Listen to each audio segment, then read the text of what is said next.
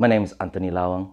I was born here in Melbourne, Australia, 1983. My parents met here in their 20s and they had an accident and I was born.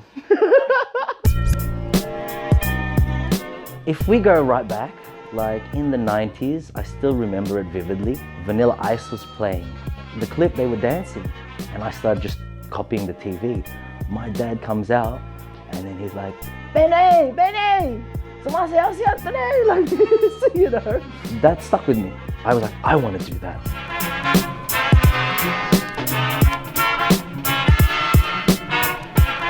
Maybe when I was 14, 15, I took a test and I got into Melbourne High School.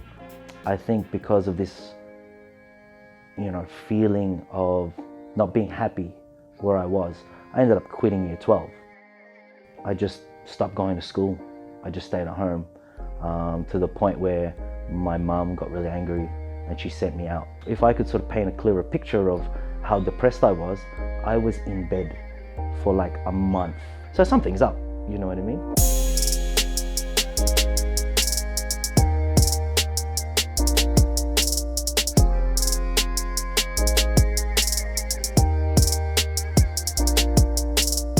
That was tough.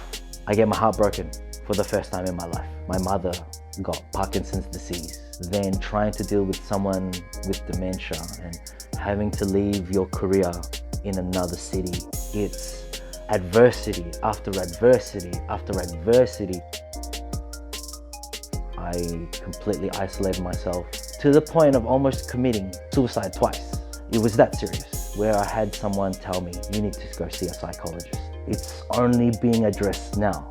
Mental health issues, depression. Hold it now, wait, hold it. That's played out. Hit it!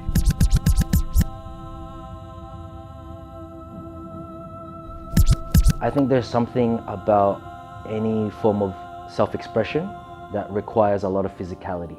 There's so much for a male, especially lots of testosterone, lots of aggression. And if you don't have someone you can speak to about your issues, then that's what the dance did for me. There'd be a time when we would dance and everything will vignette. Sun will muffle out and I'm in a zone and I'm this superhero in the Matrix. Like everything's slow motion, but I move 10 times the speed in slow motion. Some people think breakdancing is to break your bones. But what's funny is, yeah, you kind of do. You kind of bash yourself. Like, why would you want to spin on your head and twist your neck, Why would you want to slam your body into the ground? But there's something graceful about doing that. It's almost like a positive transmutation of feelings that are negative. If I feel angry, if I feel anxious, if I feel sad, that's what picks me up. Because it works on so many levels, physically, musically, mentally, dare I say spiritually.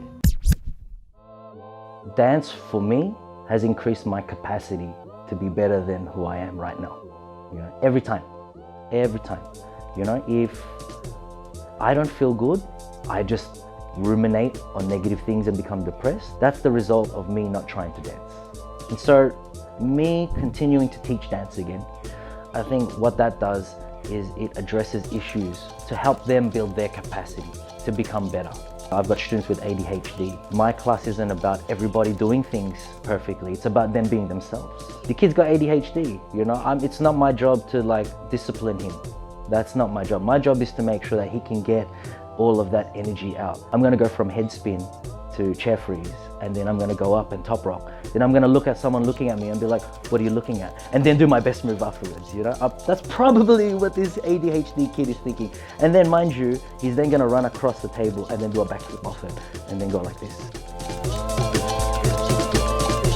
I think if people were to actually realize how important dance is in your life, then I think we could actually start making a difference.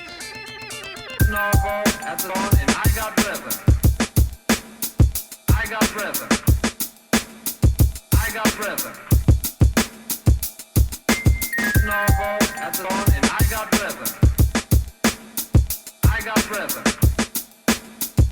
got rhythm.